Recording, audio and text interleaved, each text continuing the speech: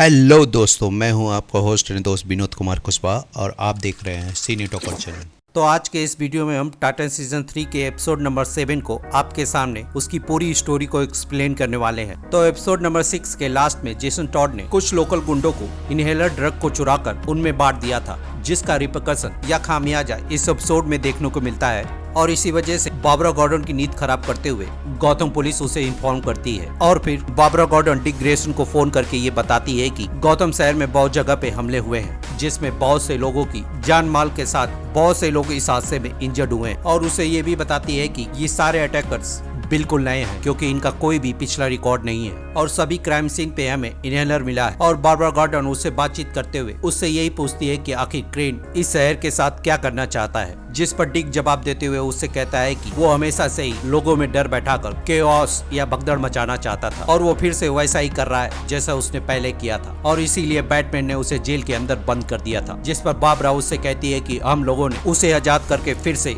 उसे ऐसा करने का मौका दिया है। और डिक उससे यही कहता है कि हम लोग मिलकर उसे फिर से एक दिन जेल में डाल देंगे। और फिर हम जोनाथन क्रेन को अपने चुराए हुए मशीन के साथ बारबरा के चेहरे से खेलते हुए भी देखते हैं, जहां वो उसकी रेटिना को होलोग्राम में बदलकर कुछ बहुत बड़ा प्लान बना रहा है। और इसी को देखकर जेसन टॉड उससे यही बोलता है कि अब ये क्या चीज है। और फिर जेसन टॉड शहर में किए गए कारनामे को बहुत ही कॉन्फिडेंस और गर्व से बताता है, जिस पर क्रेन उसे मैनिपुलेट करते हुए उससे यही बोलता है कि मैं तुम्हारे बारे में गलत था और वैसे भी मैं कोई बैटमैन नहीं हूँ कि तुम्हारे इस कारनामे से खुश ना हूँ। और जेसन उससे बताता है कि इस हादसे की वजह से हेड ऑफ द 5 फैमिली ने या गौथम के क्राइम लॉर्ड्स ने एक इमरजेंसी मीटिंग बुलाई है और वो रेड हुड से मिलना चाहते हैं और उन्हें रोकने के लिए मुझे फिर से चार्ज होना पड़ेगा। और जब डेक्स के इनहेलर को इनहेल करता है तो उसकी हालत खराब होने के बाद बेहोश हो जाता है। और क्रेन बेहोश होने पे यही कहता है कि जैसा मैंने कहा था, मैं कोई बैटमैन नहीं हूँ। और जब सारे क्राइम लॉर्ड मिलकर रेड हुड के आने का इंतजार कर रहे होते हैं, तभी क्रेन वहाँ पे आकर अपने राज को खोलते हुए उन्हें गैस करने को कहता है। और वेलास्का ये समझ जाती है कि रेड हुड को बनाने में क्रेन का हाथ है और वो उन्हें रिलैक्स होने को कहकर उनसे यही कहता है कि अगर तुम लोगों के अंदर मुझे खौफ भरना ही होता तो अभी तक तुम लोग लेटे हुए अपनी आंखों से उस खतरनाक मंजर को देख रहे होते। और वो उन लोगों से कहता है कि रेड हुड की वजह से अब बैटमैन इस शहर से जा चुका है, जिसका मतलब ये है कि अब हम पूरी तरह से फाइनल फेज के लिए तैयार हैं। और अपने ड्रग के बारे में बताते हुए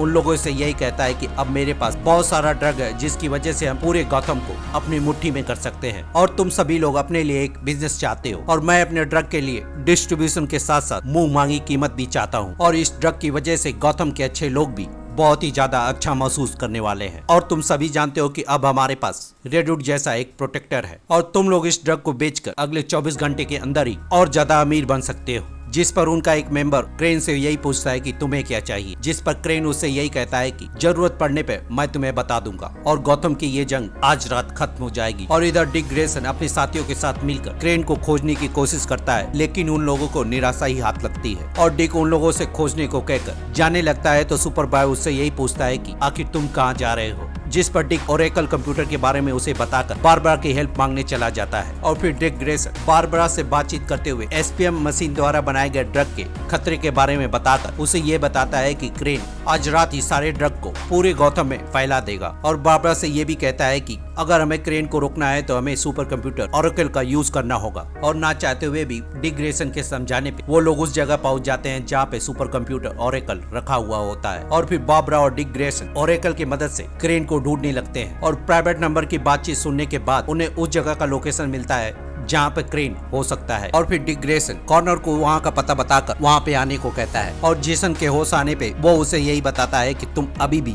डिक ग्रेसन से डरते हो और ये मेरी एक अध्यापक के रूप में सबसे बड़ी हार है। और तुम्हारे लिए आज का लेसन ये है कि तुम्हें मालूम होना चाहिए कि मैंने बैटमैन को अपने डर से नहीं, पेशेंस से तोड़ा है। और तुम्हें ये सब करने के लिए गौतम के पीछे दौड़ने की जरूरत नहीं है और ना ही टाइटन के पीछे दौड़ने की। तुम्हें चुपचाप बैठकर पेशेंस और इंतजार करते हुए उस पल का वेट करना चाहिए जब टाइटन खुद ही अपने आप को डिस्ट्रॉय कर लेंगे। और इधर कोरिएंडर सिस्टर वेलास्का के घर पहुंच जाते हैं और उसके सिक्योरिटी गार्ड के नाक तोड़ने के बाद उसके घर के अंदर पहुंच जाते हैं। और स्टारफायर उससे बातचीत करते हुए उससे यही कहती है कि तुम हमें क्रेन का पता बता दो और हम उसे उसकी असली जगह पे पहुंचा देंगे। और जब बेलास्का उसे अपनी जान की गारंटी मांगती है तो स्टारफायर उससे यही कहती है कि एक ना एक दिन हम रेड हुड क्रेन को ढूंढ ही लेंगे और जब हम उन लोगों को ढूंढ लेंगे तो उसके बाद तुम्हारा नंबर आएगा। और बेलास्का स्टारफायर से डील करते हुए उससे यही कहती है कि अगर तुम मेरे बेटे को मेरे पास ले आती हो तो मैं तुम्हें क्रेन का ठिकाना बता दूंगी। और इधर जब डिक और कॉर्नर उस जगह पे पहुंचते हैं तो वहाँ पे एक वैन खड़ी होती है और वैन में मेटल लगे होने के कारण कॉर्नर भी उसे स्कैन नहीं कर पाता है। जिसके बाद वो लोग जाकर देखते हैं तो उस वैन के अंदर एक आदमी के सीने में बम लगा होता है और जब डिक उसे डिफ्यूज करने को कहता है तो कॉर्नर उसे यही कहता है कि मैं इसे डिफ्यूज नहीं कर सकता क्योंकि इसके पूरे डिजाइन को बदल दिया गया है और इसीलिए हमें यहाँ से जाना होगा। और फिर कॉर्नर कार ब्लास्ट होने से पहले डिक ग्रेसन को वहाँ से फेंक देता है और फिर डिक ग्रेसन बारबरा को फोन करके बताता है कि क्रेन ने ओरेकल को हैक कर लिया है। और हम देखते हैं कि जेसन और क्रेन बारबरा गॉर्डन को अपनी जगह पे बैठे बैठे उसे देख रहे होते हैं और फिर से इस चेस के खेल में क्रेन टाइटन्स को मार दे देता है और ना चाहते हुए भी बारबरा गॉर्डन को ओरेकल को खत्म करना पड़ता है। और इधर हम कोरिएंडर सिस्टर्स को बेलास्का के बेटे से मिलते हुए और उसे मनाते हुए भी देखते हैं। और इधर गार लोगन जेसन के कमरे में जाकर छानबीन करने पे उसे मॉली का लव लेटर मिल जाता है और जब डिक ग्रेसन बारबरा के पास आता है तो उसने पूरी तरह से ओरेकल को नष्ट कर दिया होता है जिसकी वजह से डिक ग्रेसन बारबरा के ऊपर गुस्सा भी होता है क्योंकि उसके हिसाब से क्रेन के ठिकाने तक पहुंचने का यही एक जरिया था। और फिर हम कोरिएंडर सिस्टर को वेलास्का के घर आकर उसके बेटे को सौंप देते हैं और वेलास्का अपने बेटे को देखकर इमोशनल होने के बाद उसे गोली मार देती है और स्टारफायर से बताती है कि मेरा बेटा FBI का खबरी था और इसीलिए मैंने तुम्हें उसे लाने को कहा ताकि मैं अपना काम पूरी तरह से खत्म कर सकूं। और स्टारफायर डील कंप्लीट हो जाने पर उसे हाथ मिलाने को कहती है और फिर गुस्से में उसे जलाकर राख कर देती है। और जब स्टारफायर इससे दुखी होती है तो ब्लैकफायर उसे बताती है कि यही गुस्सा मैं उस दिन महसूस कर रही थी जब मैंने अपने पिता को मारा था। और उसे ये भी बताती है कि ट्राइगॉन को रोकने के बाद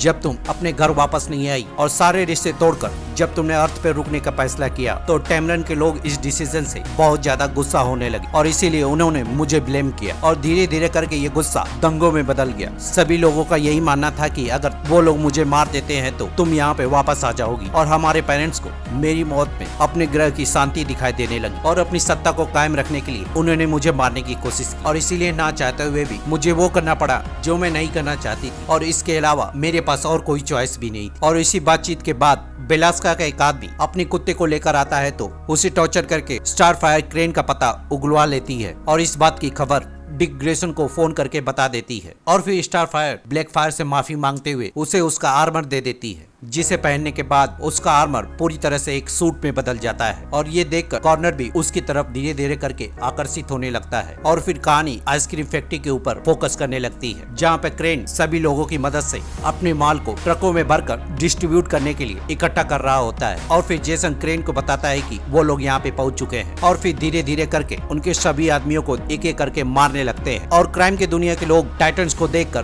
भाग जाते हैं और क्रेन के सामने टाइटन्स उसके प्लान की धज्जियां उड़ा देते हैं। और फिर धीरे धीरे करके गार लोगन क्रेन के पंटरों को मारने लगता है और कोरिएंडर सिस्टर भी एक साथ मिलकर सभी गुर्गों का खात्मा करने लगती है। और फिर क्रेन अपना आखिरी दाव चलते हुए जेसन को लेके फरार हो जाता है और जब वो लोग वहाँ तक पहुँचते हैं तो क्रेन जेसन को लेके फरार हो चुका होता है। और फिर सभी लोग मिलकर इस जीत का जश्न मनाने लगते हैं और हम डिक ग्रेसन और बारबरा गॉर्डन को बातचीत करते हुए दोनों एक दूसरे के बेहद करीब आ जाते हैं। और इधर गार लोगन मोली से मिलने के लिए उसके घर पे चला जाता है और ये एपिसोड यहीं पे समाप्त हो जाता है। तो मिलते हैं इसके नेक्स्ट एपिसोड में, तब तक के लिए शुक्रिया।